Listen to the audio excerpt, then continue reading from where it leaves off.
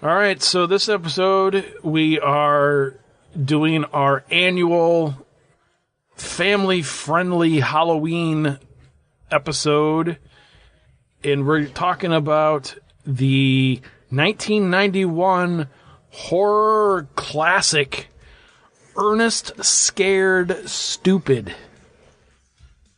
Is that was that his fourth motion picture? I believe it. If it wasn't his fourth, it was, right up there. But I think it probably was. Because Goes to Camp, I think, was the first one, right? And then Goes to Jail, and then Saves Christmas. And I'm thinking this one was the fourth one. Well, I think Ernest Goes to Camp, Ernest Saves Christmas, Ernest Goes to Jail, Ernest Scared Stupid. And then Ernest Goes to School. And then and then Ernest Goes to Africa. And then Ernest in the Army. I didn't see half of those. Saves Christmas is before Goes to Jail? Yeah. Yep. Really? Okay. Yeah, I thought it was Goes to Jail was okay. Because didn't we see Goes to Jail? We saw that at the theater, I think. You, me, and our mutual friend. Could have been. I'm pretty sure we did. Well, I know I saw it with our friend, so I'm just wondering if you were there. I don't remember for sure. Back in like the 80s or whenever that was. Yep, 1990, I believe that one was. Okay. Yeah, it's kind of funny when we decided to do this one. I hadn't seen anything with Ernest P. Worrell in it in a number of years, and then revisiting this one kind of brought back a lot of childhood memories. I forgot how insanely popular this character was back then in the late 80s, early 90s. I remember I don't remember if they were mine or if they were, I think they were my brother's. I think my brother was more into him than I was. But I remember we had probably 2 or 3 different videotapes that were just like different commercials that he had done, and then really? I think like a couple of them were like bloopers. It was just like an hour long of like them just like filming the same commercial over and over and over and over and over again, kind of a thing. And it's kind of funny too because I don't remember watching this particular movie that much when I was younger. I don't remember it at all, to be honest with you. I mean, all the Ernest stuff kind of melds together, I think, after a while. I mean, the character is... Well, I mean, honestly, the character itself is relatively a genius character, but it's so hokey and so stupid that it's just genius. Yeah, I think the same for me. My brother was more into it than I think I was. And I remember we watched Ernest Goes to Camp all the time. It was like kind of like the go-to movie. I don't know whether we rented it or we had it on tape. I think probably had it on tape. And that was just like one of those go-to films that, you just watch all the time over and over again. And I remember that was like kind of my introduction to him. And then I think he had like a Saturday morning TV show that we used to watch too, like mixed in with the Saturday morning cartoons. And then, like I said, whenever the one that Ernest Goes to Jail came out, I saw that in the theater with our buddy. But after that, I was done with it. I never saw Scared Stupid 2. And if you look at this film, like the Ernest Scared Stupid, the quality of the film is a lot lower than the previous ones. So I think this was probably like a direct-to-video film. I'm not sure about that. I don't think this ever made it to the theater, though. I think after Goes to Jail, I think he was pretty much like, I think all that list of movies that you said, I think all those were just straight to video. Like him, Ernest Goes to Africa, Ernest Goes to School, I think there's one where he even plays basketball. I think those were all like, none of those were theatrical releases. But this Ernest Scared Stupid, I actually saw this because of my kids as we were, looking for new Halloween kids shows and stuff. We came across this probably like if I can remember correctly, probably like in the $5 bin at Walmart, because I still have the DVD, and that's probably how we got, and that's how that's where I was introduced to it. So I watched it with my kids. I actually have this on VHS. I remember finding it last year, and then I don't think I watched it until we said we were going to watch it. So we're going to review it this year. But like I said, I don't remember seeing it when I was a kid. But it was one of those things like when you watch, and I ended up watching like I think twice over a period of time, mainly because of scheduling conflicts. Because we were like, oh, let's do this one, and then. Some stuff happened, and, we got delayed a little bit or whatever. And I do have a couple of things to talk about with the movie itself once we get into it. But I almost am afraid that this episode is going to turn into a Jim Varney episode more than it is going to be about a Ernest movie, just because of the fact that there's... Jim Varney himself was kind of an interesting guy, and the whole Ernest character, too, that was a character that was created by a marketing firm for some commercials, and then he gained some popularity, and then all of a sudden it just blew up. Even the more interesting thing about the Ernest P. Worrell character himself, it was these like little regional things that he was advertising. It was like some like local whatever, some like local dairy in wherever, Kentucky or whatever, and then like some car dealerships like local. It wasn't ever like any national brands that he was advertising, but it seemed that everybody knew who this Jim Varney, or not Jim Varney, but everybody knew who this Ernest P. Worrell character was from these commercials. And then like you had said, he ended up getting a TV show for a while, and then, he had all of these movies. I was watching this interview with Jim Varney when he was like on Good Morning America before any of the movies were made, and I think it was even before his TV series was on.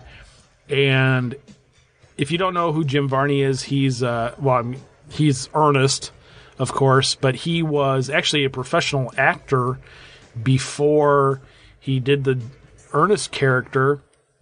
He was a stage actor, and I think he had some roles like on TV and some movie roles and stuff.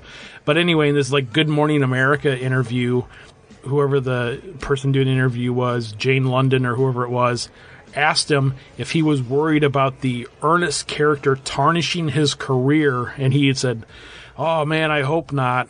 But I don't know if, outside of the Ernest P. Worrell character, if he's really done anything worth mention at all. I know he was in the Beverly Hillbillies movie, whenever that was, in the 90s or whatever, but I can't say I've ever seen that movie, so I don't know if that's anything worth mentioning or not.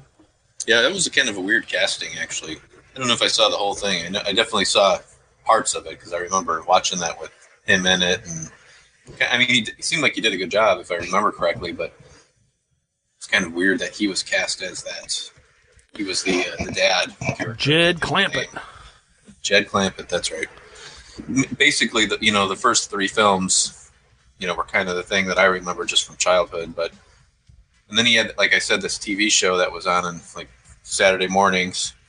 I think it was like Hey Vern or something, because it was like that whole like thing that he did in the commercials. The whole Yep, exactly. Yep. Hey Vern, it's Ernest. That's right. And it was just like typical Ernest humor.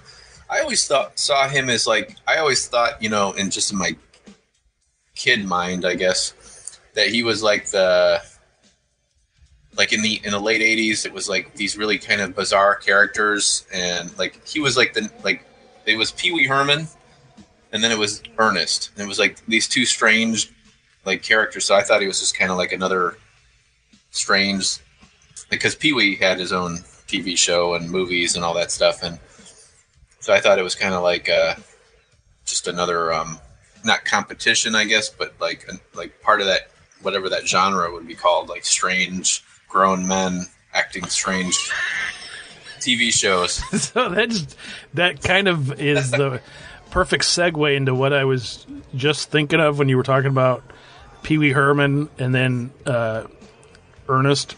Could you imagine that now in 2017 if some weird, creepy, 30-something-year-old man came out with like some kid show. Yeah. Like these two characters, I mean, I know there's still like, you have these like shows like Bill Nye the Science Guy and whatever, but like Pee Wee Herman and Ernest P. Worrell, I mean, would you leave your kids alone with either one of those characters? Yeah, it's funny. Well, actually, Pee Wee had a Netflix film that came out a couple of years ago or last year or whatever. 2 years ago, I think. That was actually pretty damn good. I don't know if you got a chance to watch it. No, I didn't see that one, no. However they made him up, he looks pretty much like he did back in the day. I mean, you could tell like he is older, but like the show was hysterical. Like there were some really funny things in that, and it was a movie. It was a Netflix movie, right? I can't. So are you really saying? So what I'm hearing is you wouldn't leave your kids with 1991 Pee Wee Herman, but you would leave your kids with 2016 Pee Wee Herman. I don't know if I'd leave my kids with it, but I'd let them watch his films. Okay. Yeah, I saw like Pee Wee and Ernest were these just bizarre like characters that popped out of I don't know where in the 80s and late 80s, early 90s, and just kind of had their thing. Yeah, it's just weird, when you think back on it, you're like, man, and people loved it. I remember liking, though I don't remember liking Ernest so much, but I do remember liking some of the Pee Wee Herman stuff. I mean, I remember when Pee Wee Herman's Big Adventure came out. I mean, that was that was huge. That was Tim Burton directing that. Yeah, film. I think. Yep. It's crazy. Yeah, that was actually a really good movie, and it's still good. Like if you watch it now, it's like that's a really good movie. Yeah, I haven't seen it for a long time, but check out his new one if you get a chance. You'll like it. I mean, if you like that kind of humor, there's some really funny stuff in it. I actually found myself laughing quite a bit in it, which surprised me. I didn't think I guess he's not quite made the comeback he was hoping for, but because like nobody's obviously talking about him, but I think he was hoping that movie would kind of. Hey, you got to mention on horror heads, dude. I mean, what more could you want than that? Right.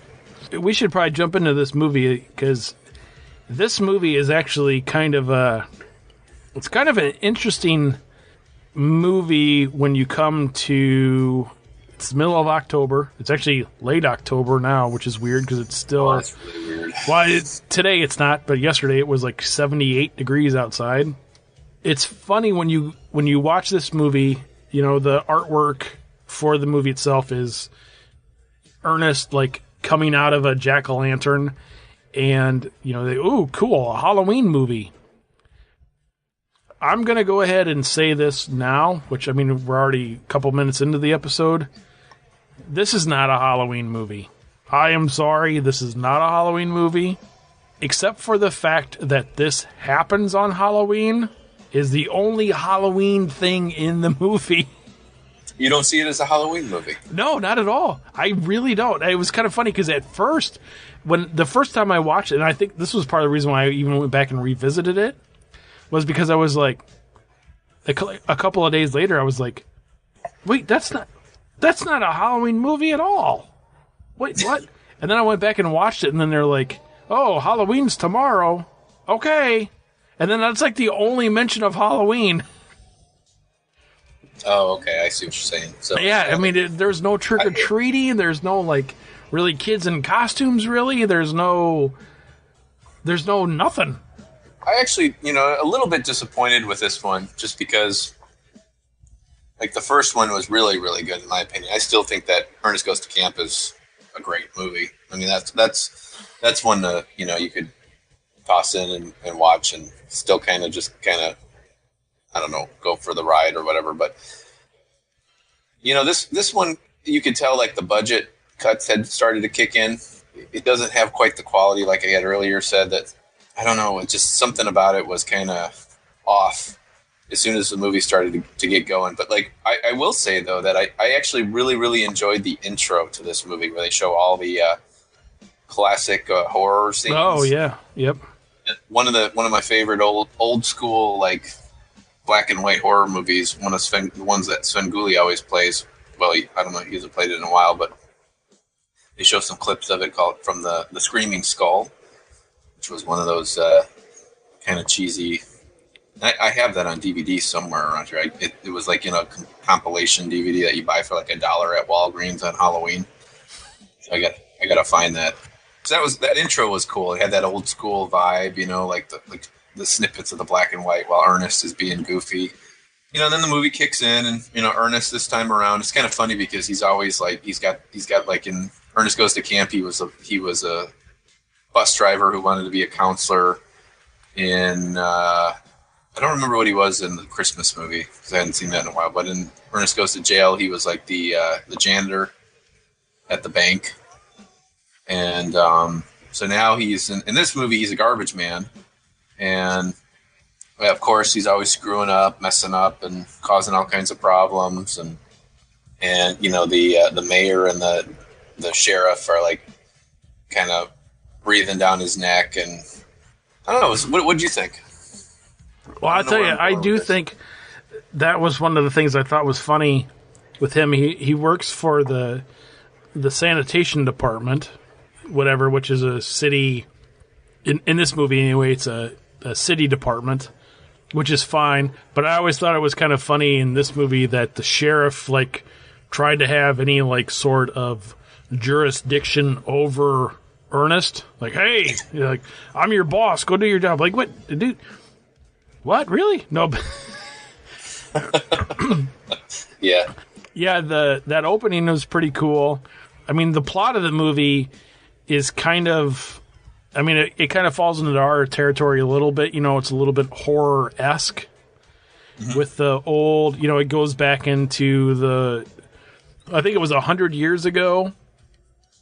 And, you had this, something like that, yeah. This troll that turns children into, these dolls. And the townsfolk, capture him and, bury him and stuff. And then, of course, he can only be released on the night before Halloween, which, again, is, the Halloween theme. Which, to me, kind of goes along the lines with some of the stuff we talked about before on here, when you're looking at some of the early 80s stuff. This episode is all over the place, man. But, when Halloween came out and that was super popular, and then everybody was jumping on the bandwagon, we have to have a horror movie about this, or have to have a horror movie about that, or have to have a horror movie about that. Friday the 13th, and we have to have Graduation Day and Mother's Day and all the Christmas movies and New Year's Evil and all this other stuff. But Ernest was making these movies, and, he had whatever, Ernest Goes to Camp, Ernest Goes to Jail, blah, blah, blah. And then I think somebody said, okay, hey, let's shoot for a movie to come out next fall-ish, and let's make it a Halloween movie. Okay, cool. And then let's not have a Halloween story at all in it. Perfect. Yeah, it's got kind of an interesting story. It's it's about this troll, these trolls, and I don't even know where to go with it. I know, it's kind of all over the place. It is. I mean, and then the kids, and they're doing that little. I thought that little haunted house they were doing in the woods was kind of cool. It reminded me of something I would have probably done as a kid. I think I don't know if you remember, but I set up a fake pet cemetery in the forest across the street from my old house. I don't remember that, but that does not surprise me at all. Yeah, I took I made crucifixes with branches, and this was in the woods, and I had this whole thing set up, and I remember one of the kids on the block, she wasn't allowed to go down there. After I did that, her mom was like, "Don't go down there. You're not allowed anymore." You should have done a real pet cemetery and killed all the pets in your neighborhood and then buried them. Drag them down there. Yeah. Except for 2 of them, you should have just kidnapped them, but then pretended to bury them, and then when they come back, you'd be like, "Oh, stay away from Fluffy. He's evil now." Right.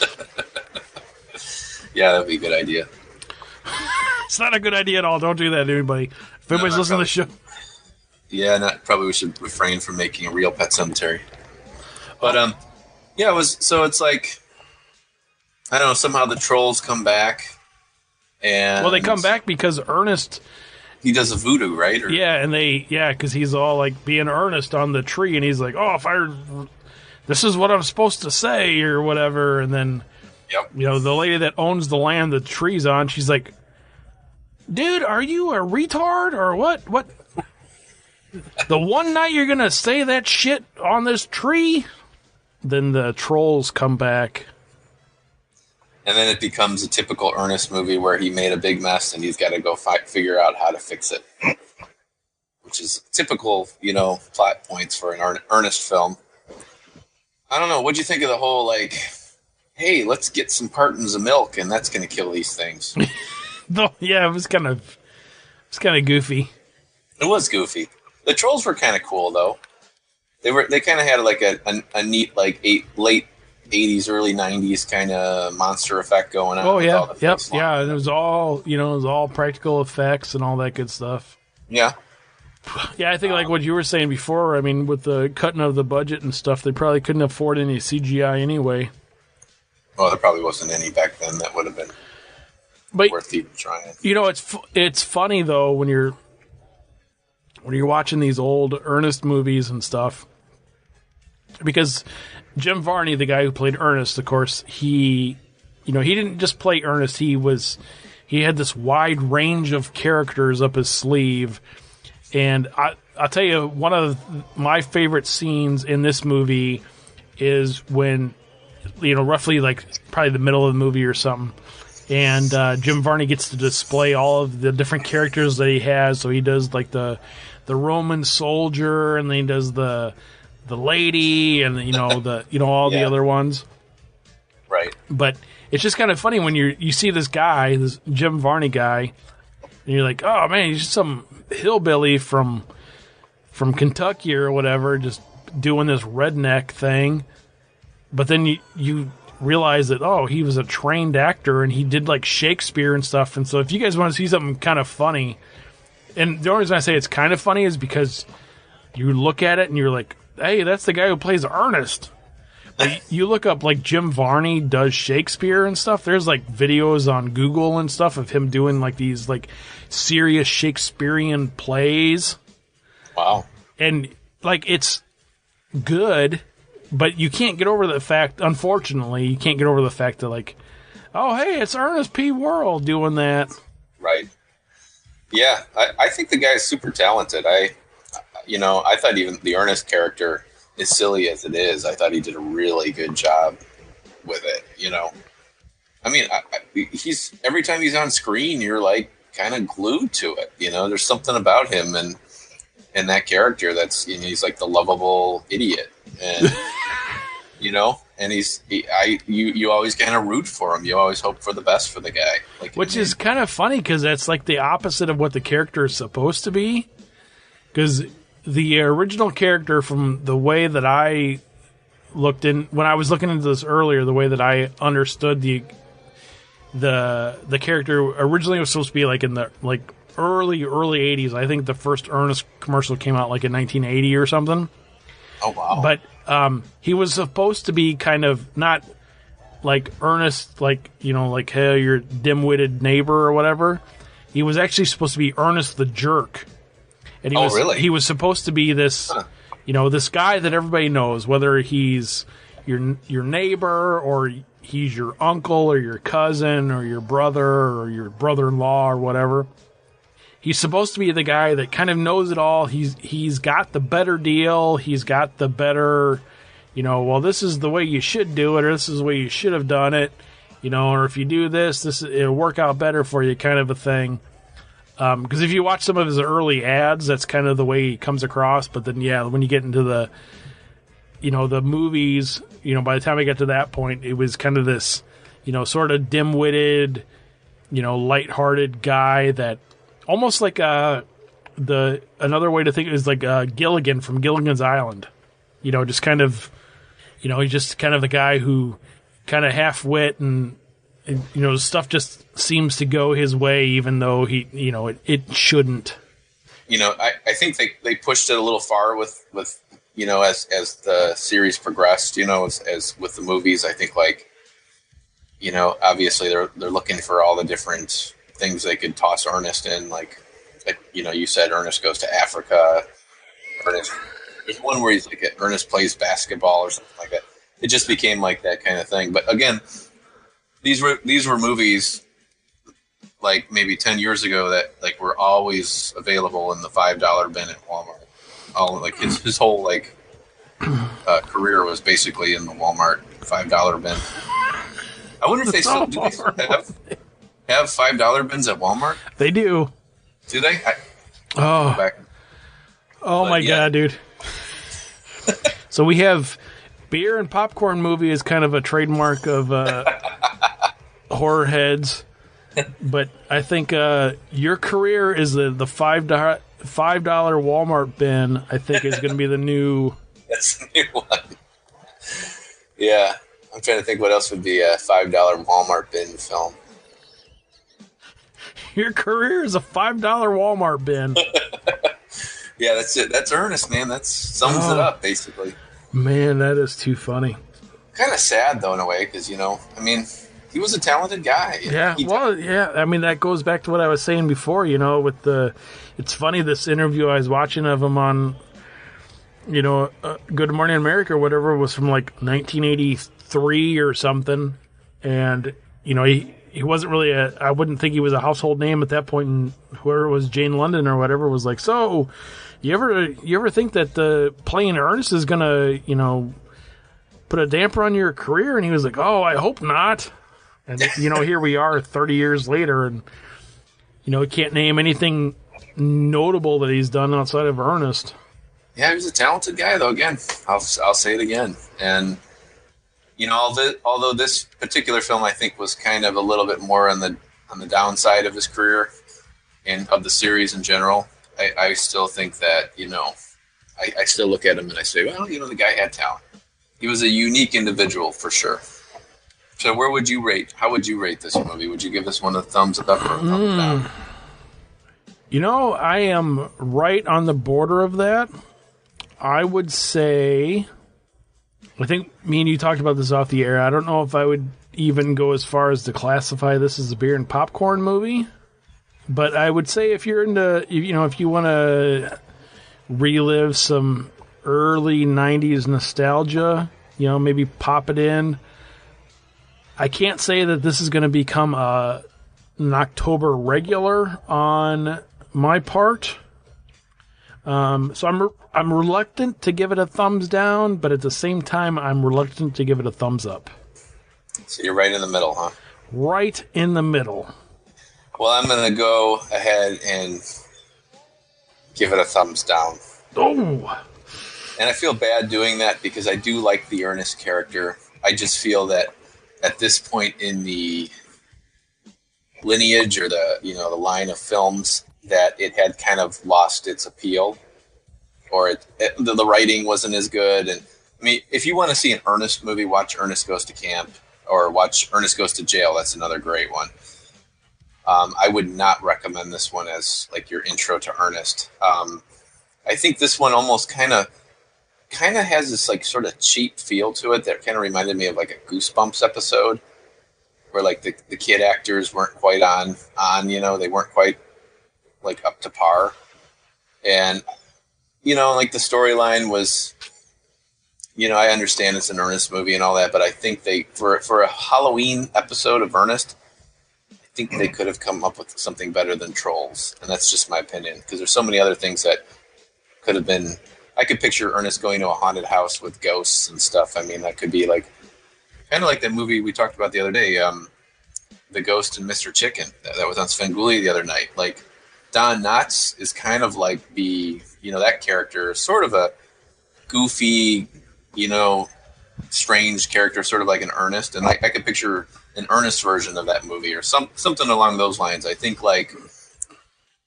they missed the boat with this one because this was going to be the Halloween Ernest film. And this is not a movie of all the kids movies I do watch every Halloween. This is not one that I'm going to keep up in the, on the playlist.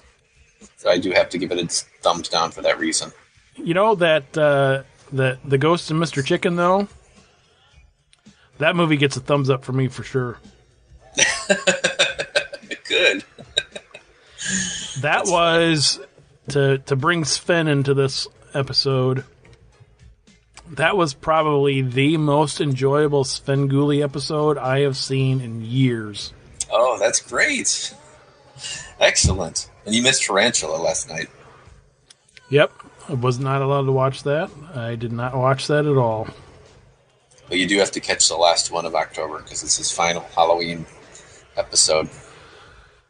Is it an actual Halloween-themed movie?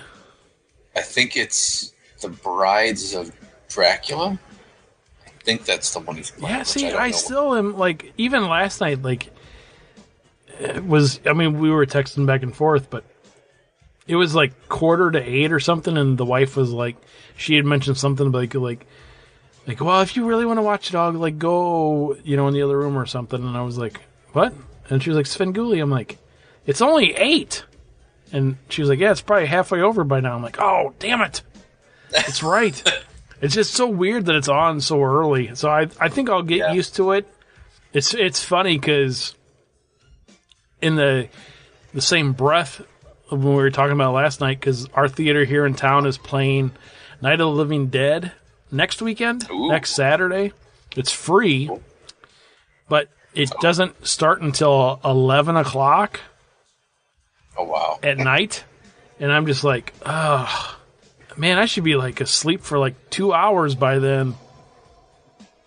Yeah. Well, yeah, that's pretty late. I know. For us old men.